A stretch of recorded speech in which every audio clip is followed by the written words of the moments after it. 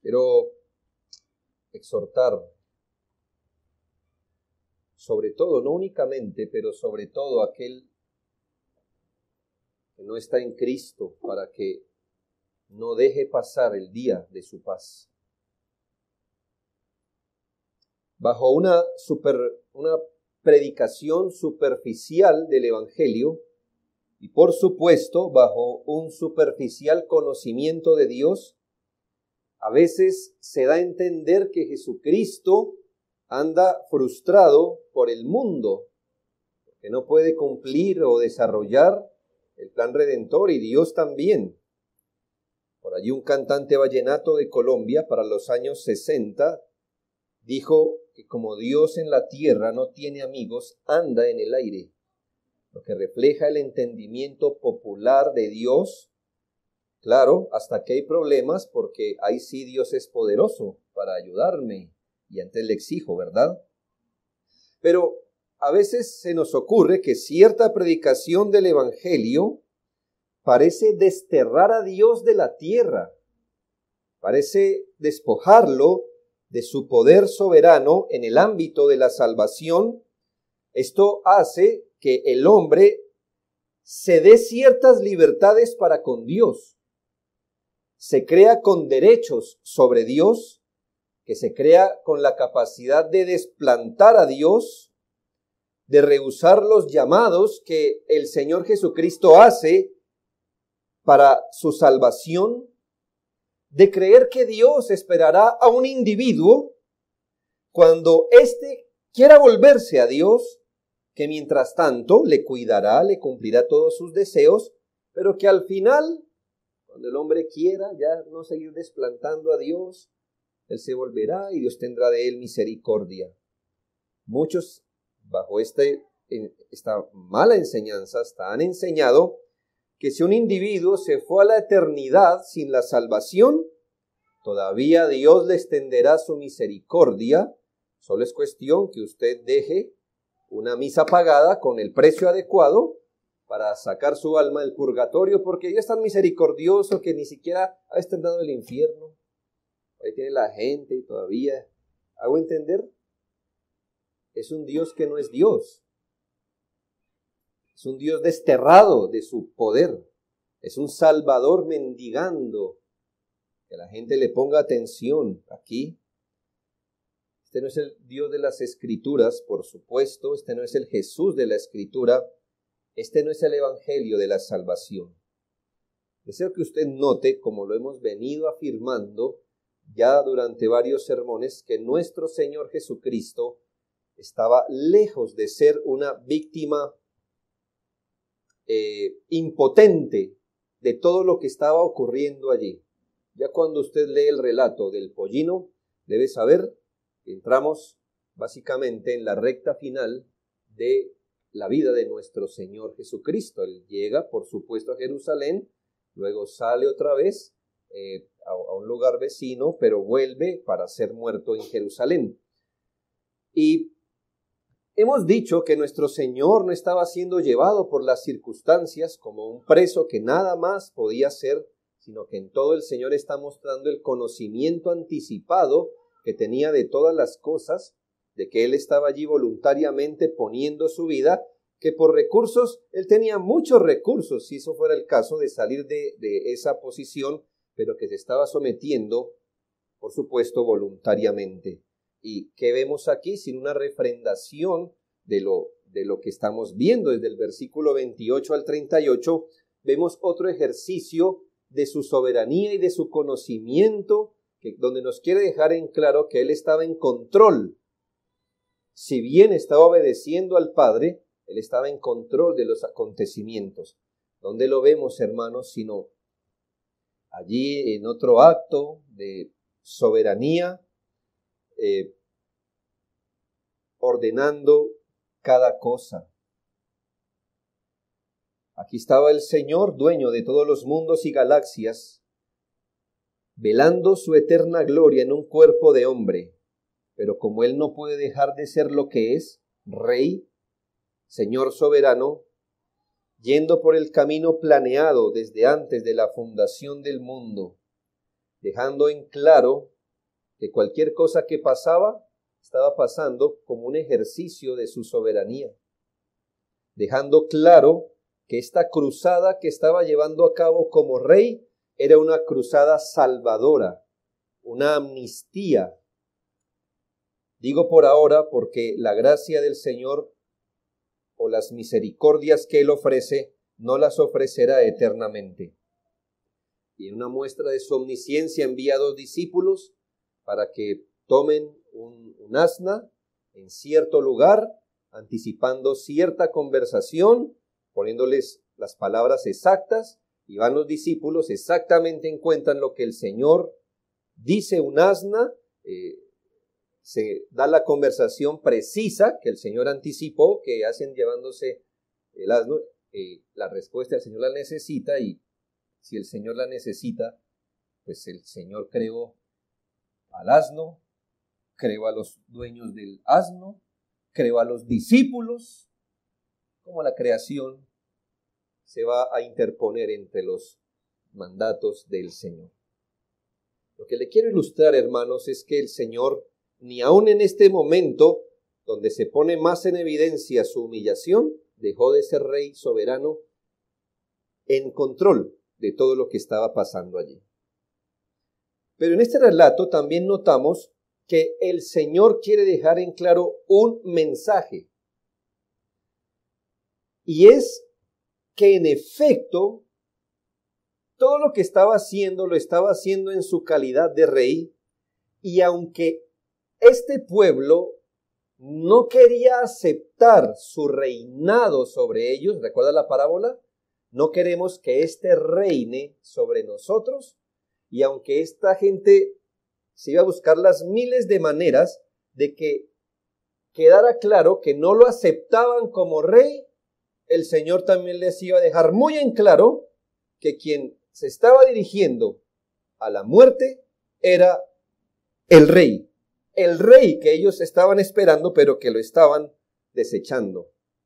Aunque ellos estaban muy mal enfocados, el Señor deja en claro esto. ¿Y dónde vemos que estaban mal enfocados? Versículos 37 y 38 del texto, dice que cuando llegaban ya cerca de la bajada del monte de las Olivas, toda la multitud de los discípulos, mire, toda la multitud, gozándose, comenzó a alabar a Dios a grandes voces por todas las maravillas que habían visto, diciendo: bendito el Rey que viene en el nombre del Señor, paz en el cielo y gloria en las alturas.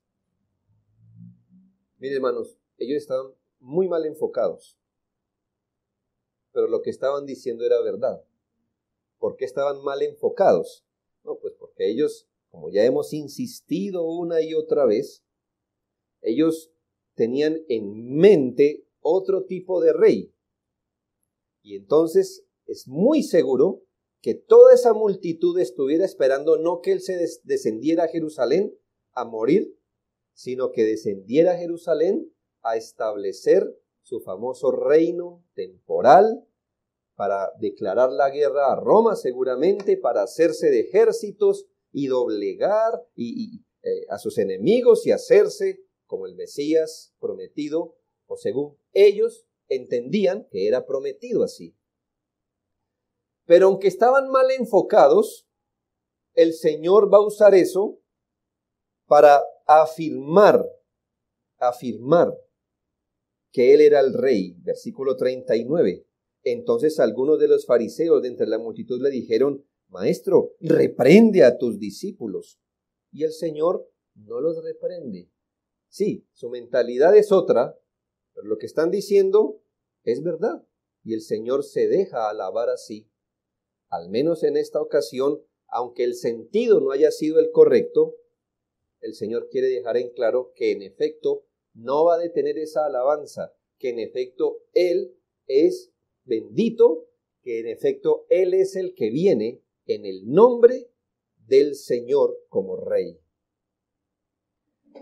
Le recuerdo que Él también hizo algo donde la ocasión era otra, pero el sentido era errado también. El Señor no detuvo que en la cruz la inscripción sobre su cabeza dijera Rey de los Judíos.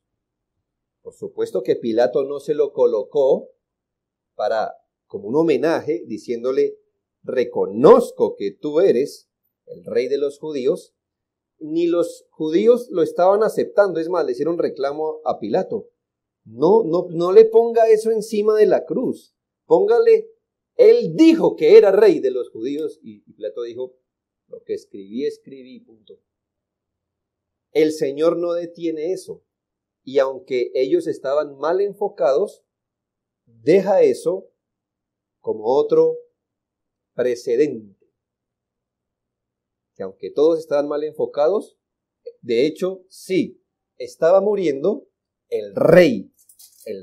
Y esto es lo que el Señor está haciendo aquí.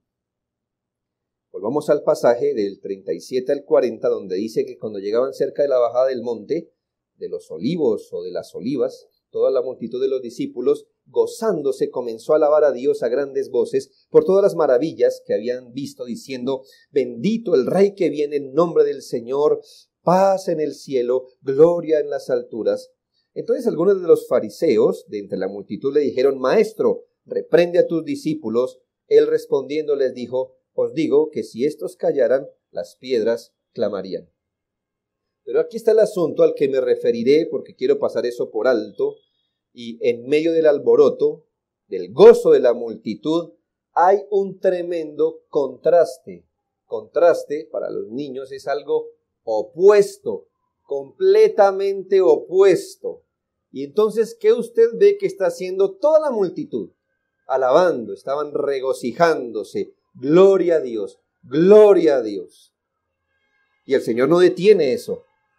Pero quiero que usted note de forma particular cuál fue la actitud del Señor en el versículo 41, y ahí note el contraste. Note el contraste. Y cuando llegó cerca de la ciudad, al verla, ¿qué? Lloró sobre ella.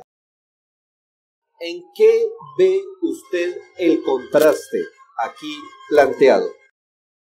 En que mientras la multitud estaba haciendo jolgorio, fiesta, fanfarria, o sea, me ayuda la ambientación, nuestro Señor, al ver la ciudad, lloró. Esto nos dice, hermanos, con qué corazón el Señor estaba haciendo lo que estaba haciendo. ¿Qué era lo que realmente estaba en el corazón de nuestro Señor Jesucristo? Mientras la gente esperaba ese reinado al que nos hemos referido como terreno, inmediato, de bienes materiales, de la derrota de sus enemigos, el Señor como Rey estaba adelantando los asuntos de un reino espiritual y estaba dimensionando ese episodio desde otra perspectiva. Él no estaba viendo gente rendida a su señorío, queriéndolo hacer rey, el rey de sus corazones. Él estaba viendo un poco de gente confundida, amante del mundo, amante de un reino material, pero completamente insubordinados a su verdadero reinado espiritual. Como el Señor no se fija en las apariencias, en lo que parece ser, porque usted y yo, si hubiéramos sido cronistas de ese episodio, hubiéramos dicho, por fin, estos judíos obstinados están reconociendo que nuestro Señor es su Rey. Pero el Señor no se fía de lo externo. Y cuando Él ve todas esas cosas, dice, hermanos, en uno de los únicos 2 episodios en la Biblia donde nos dice que Jesús lloró. Yo creo que usted nunca pudiera olvidar, si veas a la persona más valiente de su familia, vamos a suponer que un niño nunca va a olvidar ver a su papá llorar, ¿verdad? Usted dirá, nunca lo vimos llorar, a menos de que su papá sea sensible, pero nunca lo vimos llorar. Pero solo me acuerdo verlo llorar aquí. ¿Sí o no, hermanos? Lo recordamos, cuando el más valiente llora. Hermanos, esta es una de las dos ocasiones donde el Señor, en medio de una multitud que le está ovacionando, mira hacia allá y llora. Externamente ellos estaban dispuestos a reconocerlo como el Rey, mientras el Señor se mantuviera en la línea de los beneficios temporales y materiales. Pero el Señor se duele en su alma al ver que Jerusalén, los judíos en general, resistían a su reinado como Salvador, a su señorío en cuanto a someterse al Evangelio y hacer la voluntad de Dios. El Señor llora porque por rechazarle, ellos estaban atrayendo un juicio inminente, como los hombres de la parábola, a quienes el Señor les dio una administración, y como no respondieron, o más bien, como se rebelaron a su reinado, el Señor mandó decapitarlos al frente. El Señor está mirando ese cuadro más bien, diciendo: esta gente no ha entendido, le quieren hacer su rey terrenal, como su presidente, para que les arregle sus cositas aquí. No han entendido el mensaje de la salvación. Son almas que se están arrojando a sí mismas al infierno, y lo peor de todo es que ganarán el infierno, por supuesto, pero sobre su tierra vendrá una destrucción enorme. El Señor llora en esto. Ahora, quiero sacar 3 lecciones de esto, hermanos. La primera es que miremos la pedagogía soberana del Señor. Aquí hay algo, hermanos, que desafía, pues, la manera como a veces entendemos la salvación. Aquí se nos muestra una pedagogía que el Señor siguió. En la pedagogía que le quiero decir, es decir, la manera como se llevaron a cabo las cosas, hay algo. Y es que los primeros destinatarios del mensaje de la salvación, los primeros beneficiados, casi que lo mirábamos como si ellos fueran los únicos, pero los primeros beneficiados de la salvación iban a ser los judíos. De hecho, hermanos, voy a hablar algo hipotético. Yo sé que no estaba en el decreto, pero se lo hablo hipotético. Si los judíos hubiesen aceptado a su Mesías, la salvación de los gentiles, no sé por dónde hubiera venido exactamente o cuánto se hubiera tardado. Pero en la pedagogía del Señor era que el Mesías, el Señor, iba a ser dado primero a su pueblo y que este pueblo lo iba a rechazar, y en esa pedagogía, luego del rechazo, se abriría la puerta para que los gentiles, o a los gentiles les fuera dado el mensaje de la salvación. Mateo 10, 5 al 6 es claro. Mateo 10, 5 al 6 dice: a estos 12 envió Jesús y les dio instrucciones diciendo: por camino de gentiles no vayáis, y en ciudad de samaritanos no entréis, sino id, es decir, id con este evangelio a las ovejas perdidas de la casa de Israel. Esto no lo está diciendo un sacerdote, lo está diciendo Jesucristo. A sus 12 está diciendo: no vayan a los gentiles ni a los medio judíos, que eran los samaritanos, ni siquiera a los medio judíos. Vayan a las ovejas perdidas de la casa de Israel, anunciándoles, pues, esta salvación. Por eso entendemos que cuando una mujer sirofenicia, puramente gentil, en Marcos 7, 26 y 27, dice que la mujer era griega y sirofenicia de nación, le rogaba que echase fuera de su hija un demonio. Pero Jesús le dijo: deja primero que se sacien los hijos. ¿Quiénes son los hijos en estas palabras? Los judíos.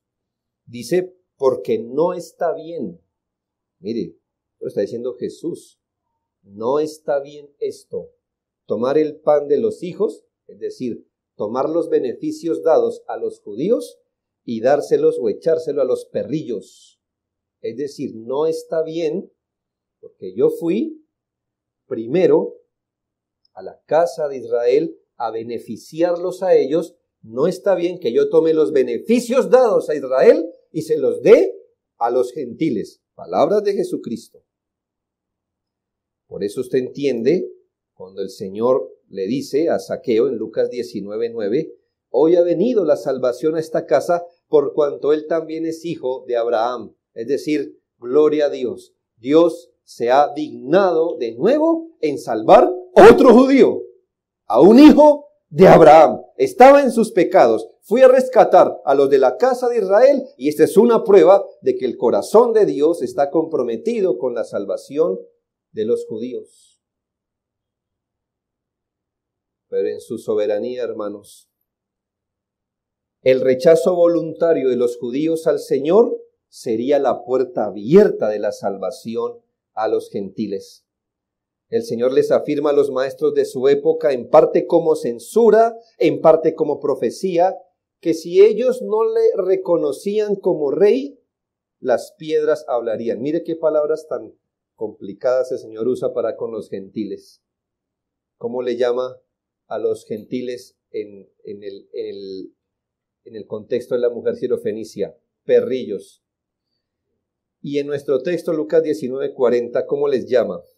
Él respondió, les dijo, os digo que si estos, la multitud judía que le estaba ovacionando, si estos callaran, las piedras clamarían. ¿Quiénes son las piedras aquí? Los judíos. Si ellos no, los gentiles. Si estos no me reconocen, otros, piedras. Los inertes. ¿Cuánto cuesta una piedra, hermano, del camino? No, una piedra preciosa. Aquí no está hablando de piedras preciosas.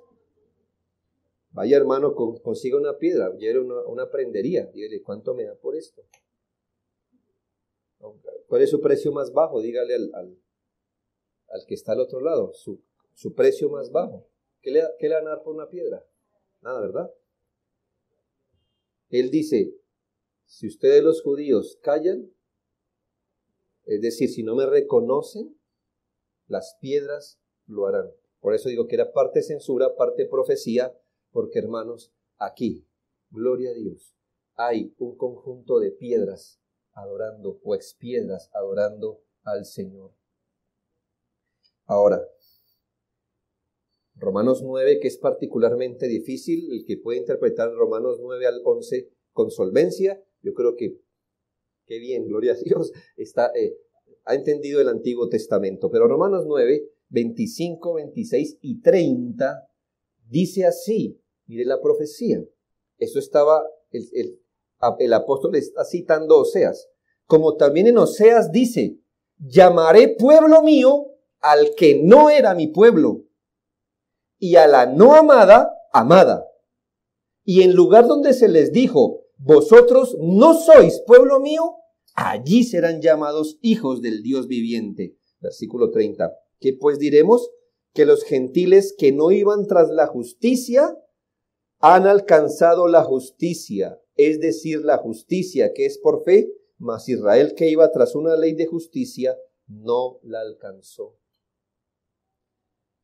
En este texto, hermanos, estamos leyendo de Lucas 19, el Señor pone de manifiesto esta pedagogía. Todo esto estaba de acuerdo al plan. Salvación anunciada a los judíos por mucho tiempo. Pero esta salvación anunciada sería resistida y por su rechazo ahora sería anunciada y recibida por un pueblo que no era pueblo o que no era su pueblo. Una no amada que ahora iba a ser amada. Pero quiero resaltar para finalizar este punto, es que el privilegio que tenían los judíos como nación les fue quitado. Escuche, yo no estoy diciendo que judíos particulares no se puedan salvar. De hecho, después de este episodio, Muchos judíos siguen creyendo. Le estoy diciendo el tratamiento de Dios como nación. Como nación, el privilegio de ser el primer foco, el primer objetivo a alcanzar para salvarlos, ese privilegio les fue quitado. ¿Acaso Dios está obligado a mostrar misericordia para siempre a alguien? No. ¿Es totalmente necesario que Dios espere a una nación o a un individuo a que se arrepienta y crea en Él hasta que Él quiera? ¿Hasta que Él vuelva? Es decir, Dios esperará que el ser humano le desplante indefinidamente y Él va a esperar hasta que el ser humano ya lo deje de desplantar. No, lo que vemos aquí, Dios fue muy misericordioso con ese pueblo. Si contamos desde Abraham hasta la época de Jesucristo, más o menos 2000 años, desde Abraham le digo. Hasta allí 2000 años. Si contamos desde la creación, aproximadamente 4000, 5000 o 6000 años, mucha paciencia, pero llega un momento donde el Señor dice, no más. Por eso lloró, porque en ese momento fue el tiempo del no más con ustedes judíos. Lo segundo que quiero llamar su atención, lo primero es que le enseñe de este texto es que hay una pedagogía divina de la salvación y que el Señor allí lo estaba expresando. No me reconozcan como rey, pero habrá otros que lo reconocerán. Lo segundo es un asunto difícil, hermano, pero es el llamado sincero del Señor a la salvación. Te dirá, bueno, ¿y dónde está lo difícil? Hemos venido predicando muchas veces que el Señor llama a la gente a la salvación. Y creemos que ninguno aquí diría que cuando el Señor llama a la salvación a alguien, no es sincero, lo es. ¿Dónde está el problema? Lo quiero involucrar en un problema que quizás usted no sabía, ¿verdad? Como decirle, yo venía aquí sin problemas, ¿verdad? Venía aquí que quería que el domingo no fuera domingo de problemas, pero le voy a meter en uno. ¿Está bien? Pese a que nuestro Señor Jesucristo tenía un conocimiento anticipado de la voluntad de Dios, su Padre hizo el decreto de salvación, es lo que le estoy diciendo. El Señor Jesucristo, le pregunto, ¿sabría el Señor Jesucristo que los judíos como nación lo iban a rechazar? ¿Lo sabía? Me he esforzado varios sermones diciéndole que él tenía un conocimiento anticipado. Así que cuando él predicaba la salvación y le decía a la gente que vinieran a él para ser salvos, lo hacía con sinceridad, sabiendo que ellos lo iban a rechazar. Piense, si usted sabe de antemano que él lo va a rechazar, ¿puede usted ser sincero diciéndole, venga por favor, venga a la salvación, sabiendo usted de antemano que él no va a venir por más que usted le diga? ¿Ya ve el problema?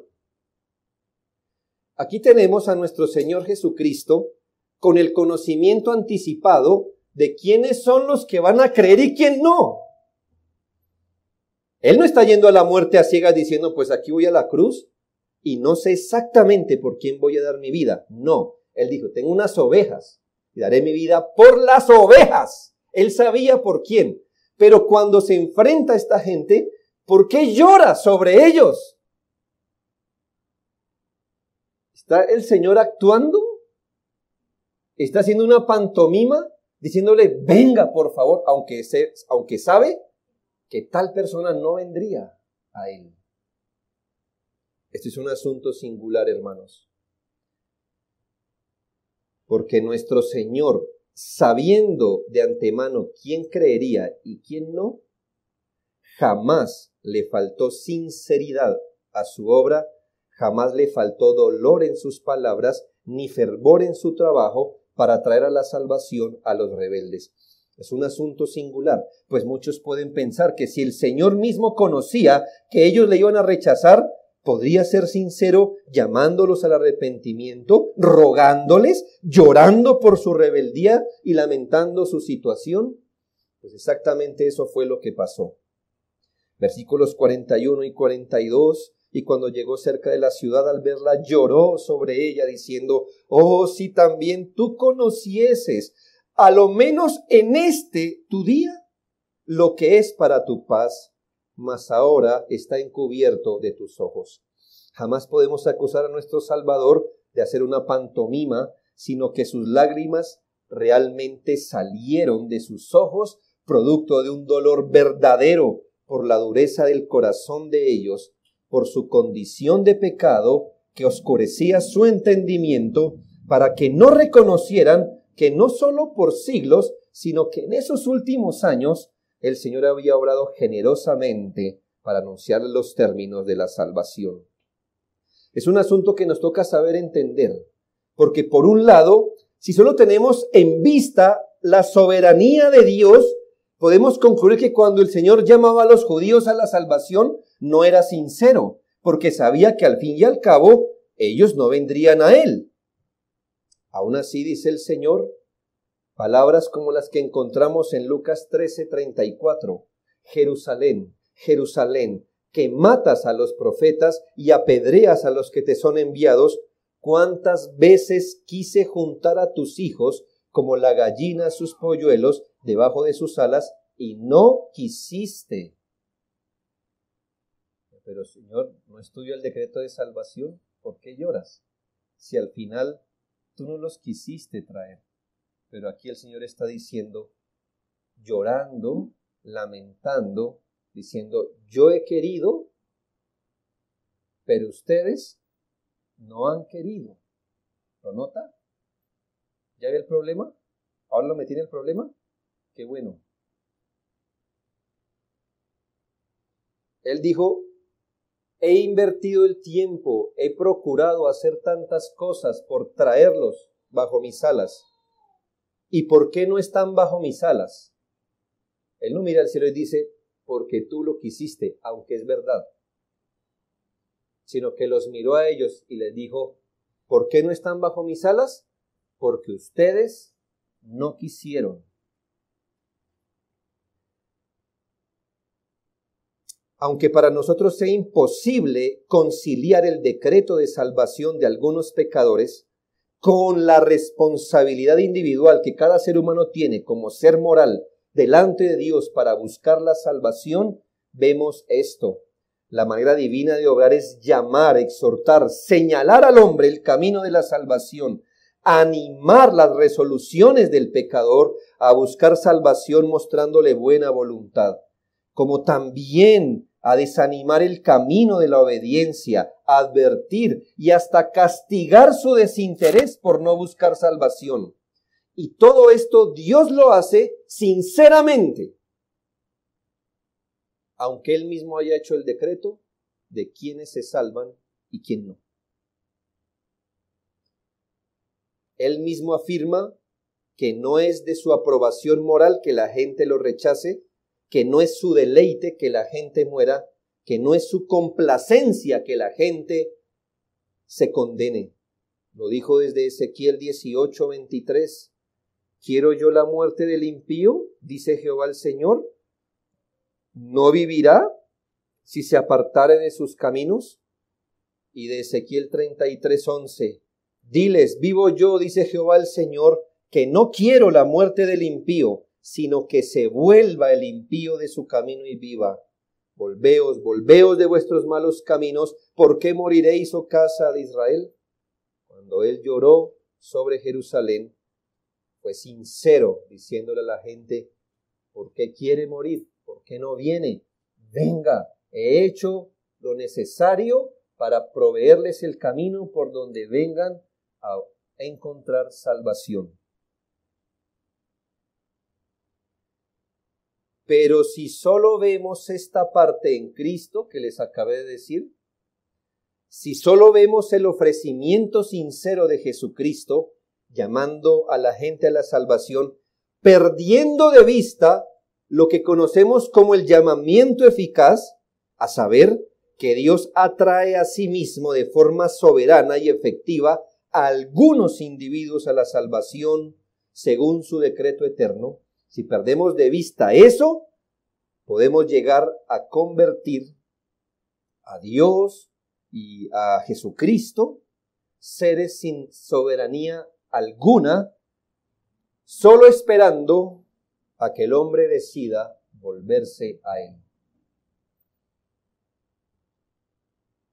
Por creer en la soberanía de Dios, que decreta quiénes vendrán a Él y cómo y cuándo, no podemos perder de vista la sinceridad y las procuras que hace para que el impío se vuelva a Él. Pero por tener en cuenta sus llamados sinceros, no podemos perder de vista su soberanía, por medio de la cual solo los pecadores que Él ha decretado vendrán a Él. ¿Lo puede conciliar en la mente? Por supuesto que no. Nadie puede hacerlo. Solo podemos ver ambas verdades, como dos árboles. Usted puede ver dos árboles a esta distancia plantados. Usted puede ver dónde empieza uno, dónde empieza el otro. Pero en la medida que crecen y sus ramas allá arriba se entrelazan, yo estoy seguro que usted no pueda saber qué es de cuál árbol. Yo le puedo decir que Dios es tan soberano que ha hecho un plan que solo se salvarán los que Él quiere de acuerdo a ese plan, y ellos serán traídos no por su propia voluntad, sino en la voluntad de Dios, en el tiempo de Dios, y los únicos que salvarán son ellos, y los elegidos no son más ni menos, sino los que Él ha traído, y eso lo ha hecho, y eso lo sabía Jesucristo. No es que Él estaba en el plan redentor desde antes de la fundación del mundo. Él sabía quién creería en Él y quién no. Este es un tronco.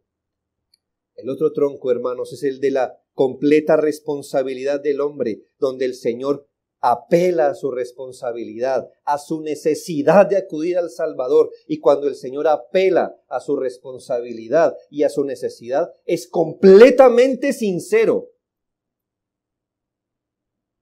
Tanto que Jesucristo lloró al llamar a esa gente al arrepentimiento. ¿Cómo eso opera exactamente? Hermanos, cuando el árbol crece allá arriba, no sabemos, pero ambas son verdades y no podemos tomar una y desechar otra solo porque no la entendemos. El ser humano es una criatura caída y no quiere ni puede por sus propios medios ir a Jesucristo, pero es una criatura responsable y está obligada a responder a los llamados de arrepentimiento y fe que hace Dios por el Evangelio. El ser humano no puede venir, pero está obligado a venir. El hombre natural no puede ver a Cristo, no puede ver la salvación en Cristo, pero el hombre natural necesita venir a Cristo. Y así nos deja la Biblia delante de los ojos. Permítanme una breve digresión, paréntesis argumentativo. ¿Cómo entonces podemos anunciar el Evangelio a las personas? Déjeme decirle cómo no. Por ejemplo, diciéndoles o asegurándoles a los individuos que Dios planeó su salvación particular. Yo no puedo decirle eso, hermano. Cristo tampoco lo está diciendo, si usted se nota. Él no está diciendo, mirad que Dios ha planeado la salvación de cada uno de ustedes. Nunca. ¿Por qué? Porque si Dios planeó la salvación de todos, ¿quiénes serían salvos? Todos. Usted no puede evangelizar a nadie suponiendo que Él está en el decreto de salvación, diciéndole, Dios planeó tu salvación. Eso suena muy sentimental. Puede que le atraviese el corazón de sentimiento al individuo, pero es una mentira.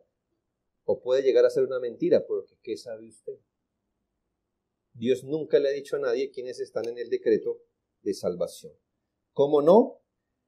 Diciéndoles a las personas que Jesucristo murió específicamente por él. Errado. Mira, Jesucristo dio su vida por ti. ¿Y usted cómo sabe? ¿Verdad? ¿Cómo sabe usted que exactamente Cristo dio su vida en la cruz por él. Puede ser que sí, y usted atine. Puede ser que no, y usted le haya hecho una mentira. Porque si Cristo murió por él, ese individuo será salvo sí o sí. ¿Cómo más no predicar el evangelio, anunciarlo? Decir a la gente que Dios está esperando que el pecador se decida por Cristo. Dios está esperando que tú te decidas. Dios está ordenando que usted se arrepienta y crea. ¿Esperando? ¿Le muestro este texto que hizo el Señor? ¿O usted cómo mide cuánto Dios está esperando por él? Cuando Dios le ha dicho, mire, a él le quedan 10 minutos, o 1 año, o 50. ¿Por qué habla en nombre de Dios cosas que usted no sabe ni los tiempos ni las sazones? Dios está esperando por ti. ¿Usted qué sabe? ¿Usted qué sabe?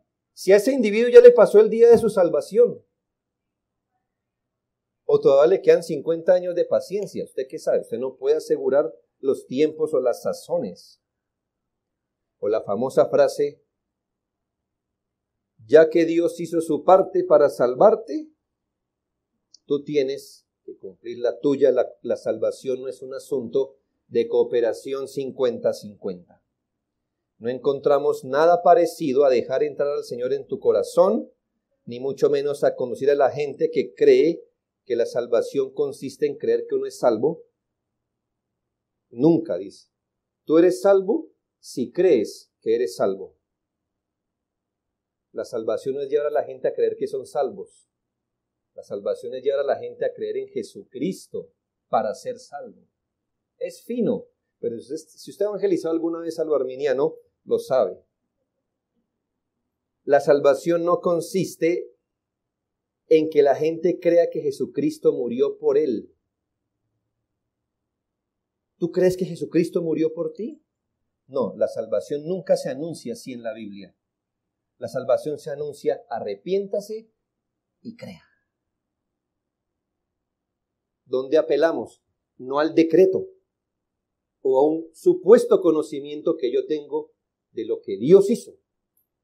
Yo anuncio el evangelio apelando a la responsabilidad del individuo y a su necesidad del evangelio. Claro, de obvio que nadie creemos que es salvo por repetir una oración mecánicamente. Ahora, entonces, ¿cómo? Declarándole a los hombres que es voluntad moral de Dios que se arrepientan de sus pecados.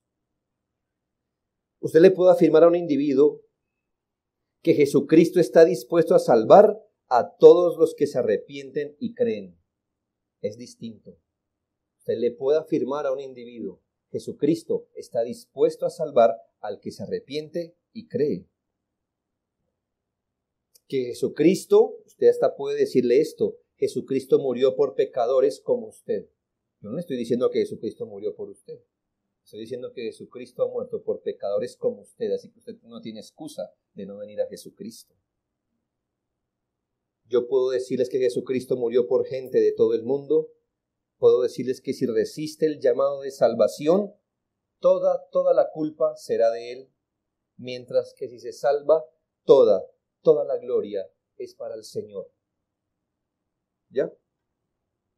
De esto pudiera hablar mucho más, pero quiero dejarlo ahí, ya lo metí en problemas, ¿verdad? Mentales. Eso quería, despertarle un poco. Y por último, creo que es el énfasis, hermano, y permítame aquí razonar de otra manera. ¿Qué vemos en este relato? Que las oportunidades de ser salvo se pueden agotar.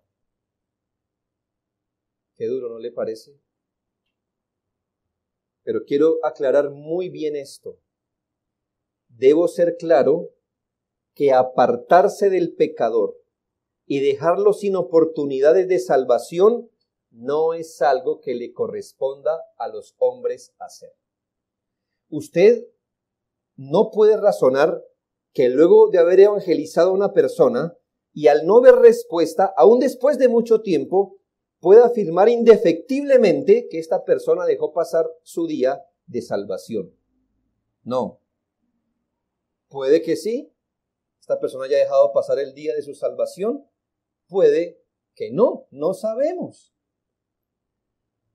Hablamos de algo más profundo y no tiene que ver con la perspectiva del hombre. Tiene que ver que desde la perspectiva de Dios, Él no siempre le dará la oportunidad a un rebelde para que deponga sus armas. A muchos pecadores solo les dará una oportunidad. A otros, como el pueblo de Israel, les dará muchas oportunidades, pero Dios es soberano y Él no está comprometido a darle las oportunidades espirituales a todos al menos 2 veces. No.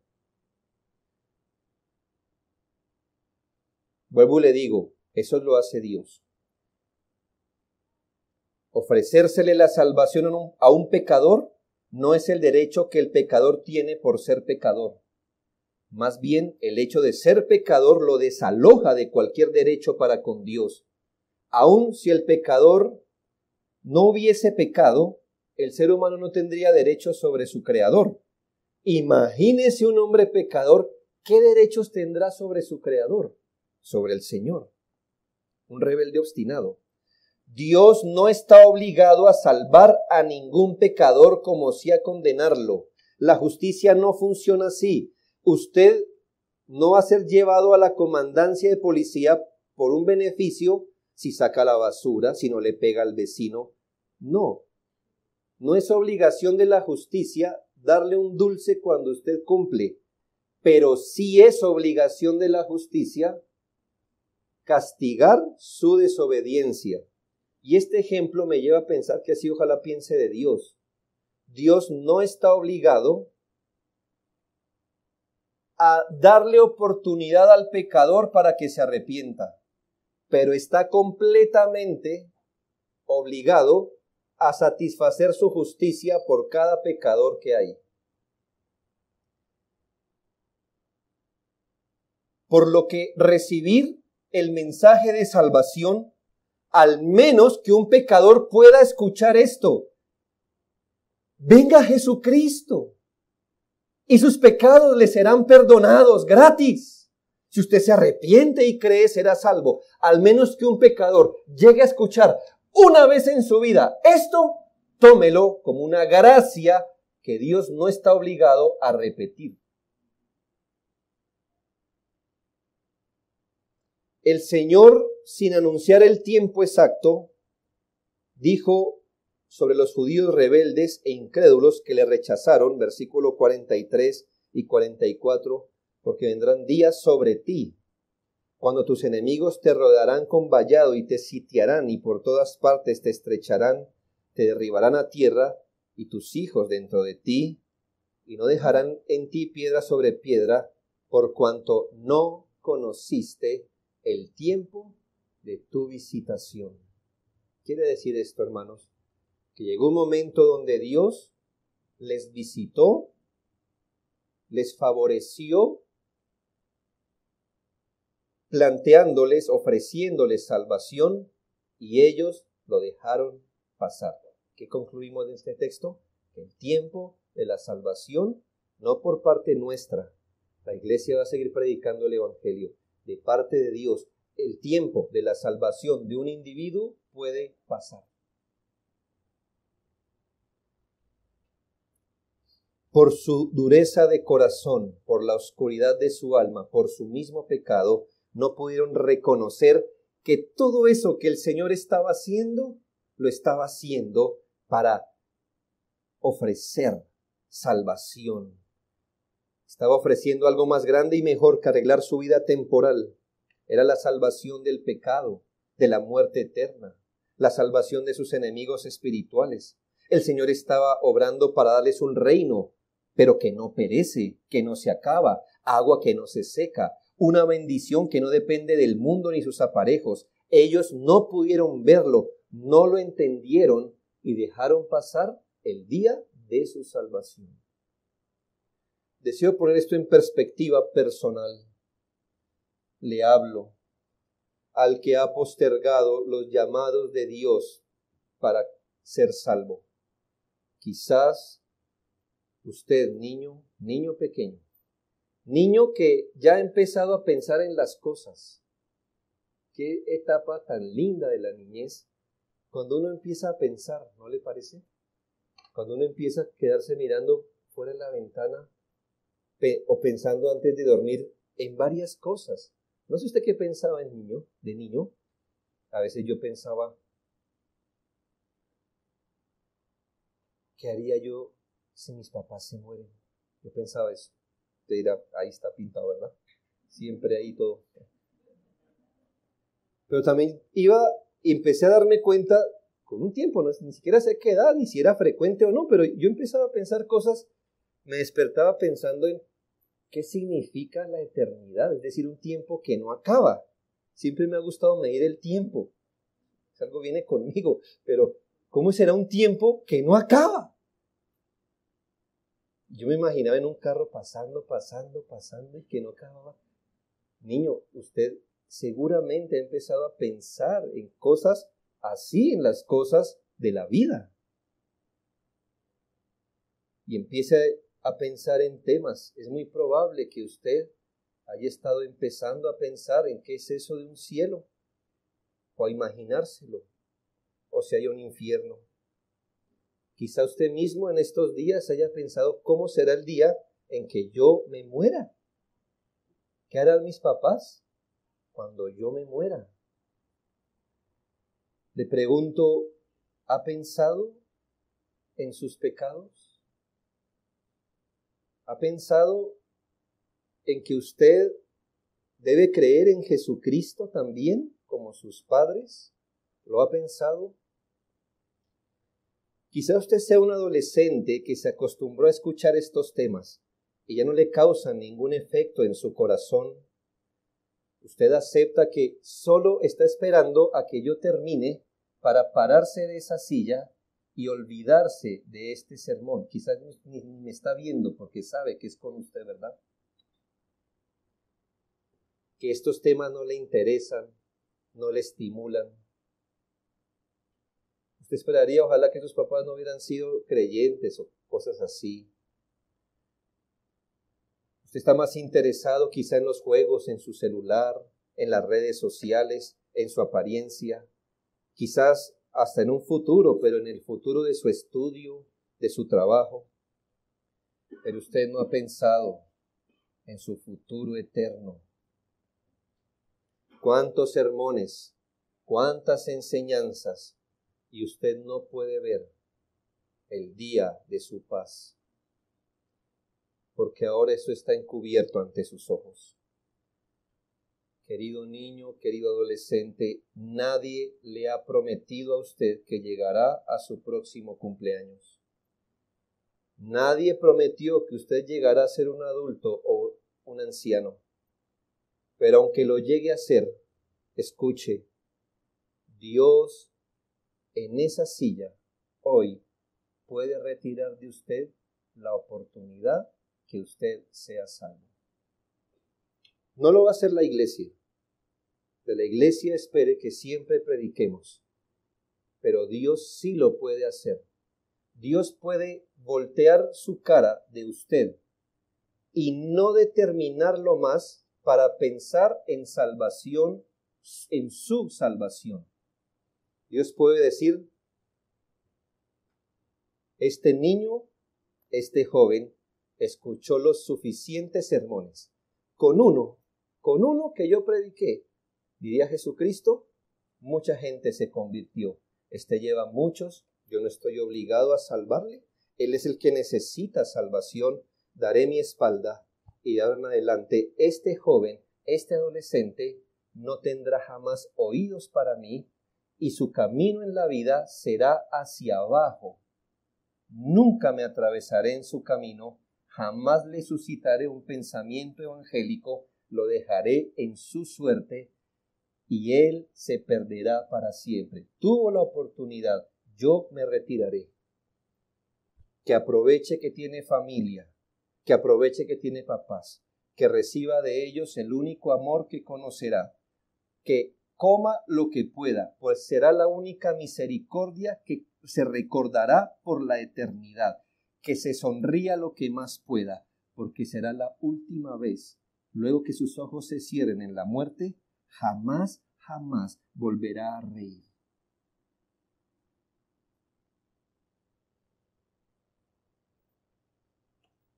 Y usted no puede decir que eso no pueda pasar con un niño o con un adolescente aquí.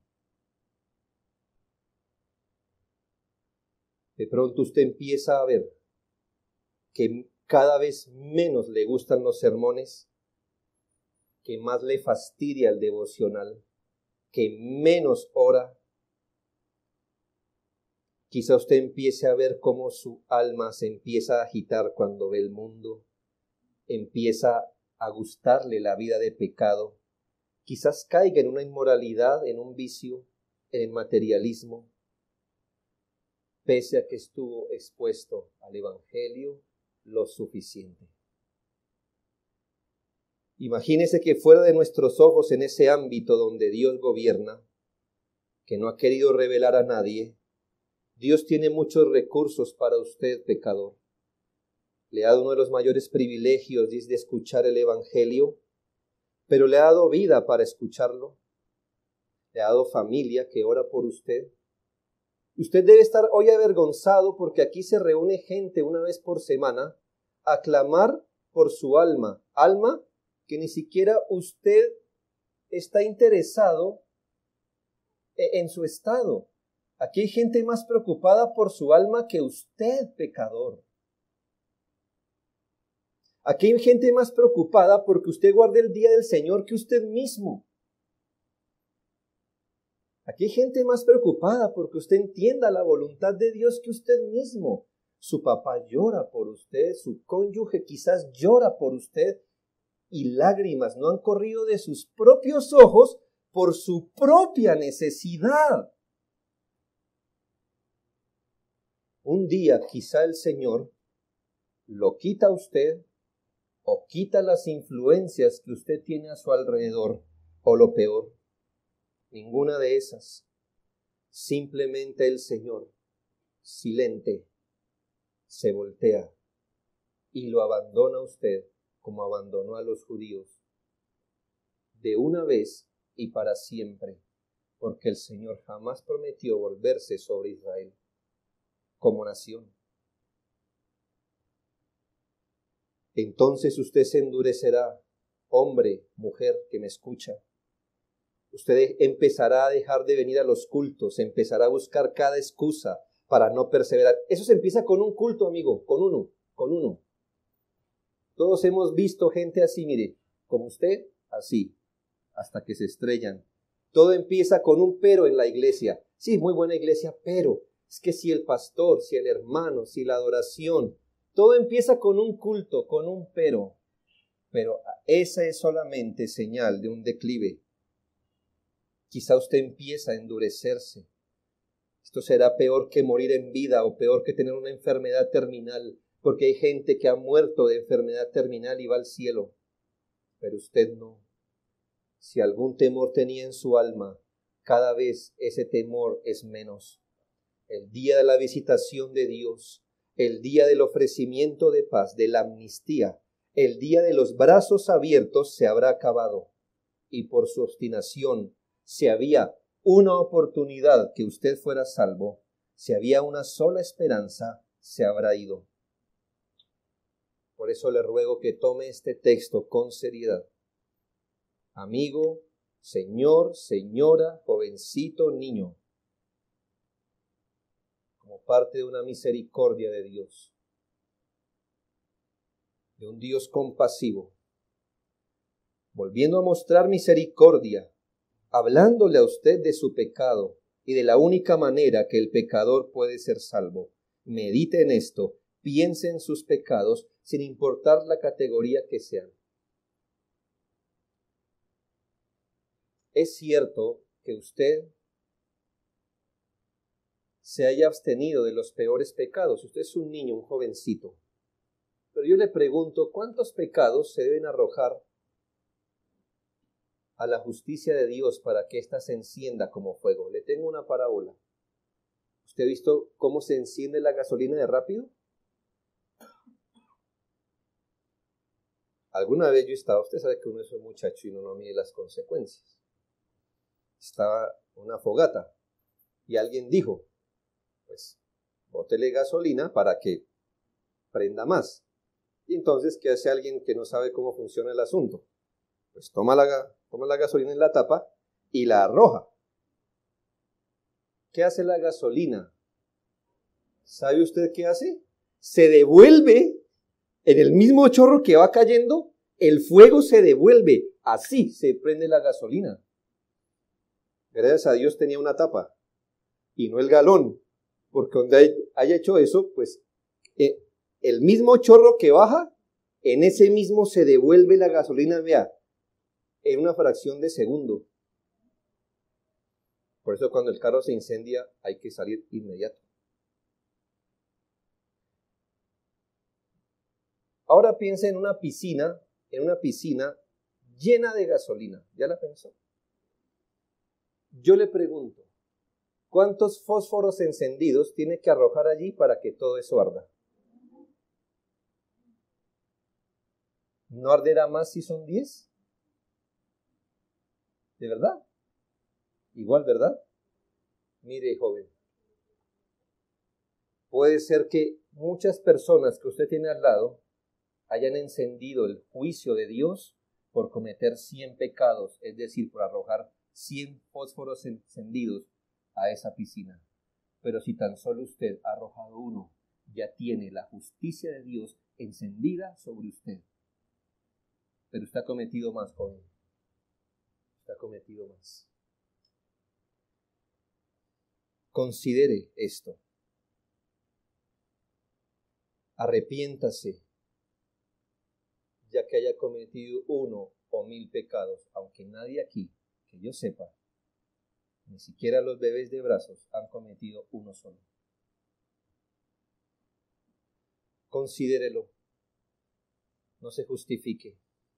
Piense en esto. En el año 70, luego que el Señor predicó esto que vivimos, pasaron 40 años más. ¿No es Dios paciente? Y solo 40 años más de que Él dijera estas palabras, Jerusalén fue destruida hasta hoy. Esto le muestra cuán misericordioso es Dios. No le está demostrando cuánto tiempo usted debe esperar para ir al Señor, porque Él puede hacer la destrucción de su Jerusalén hoy día, pero hoy día puede ser día de salvación, que usted pueda ver en Jesucristo un Rey, un Salvador, que usted, no como ese pueblo, deseche el día de su paz, sino que hoy usted pueda ver en este día, el día de su salvación, el día de su paz. Que Dios les salve.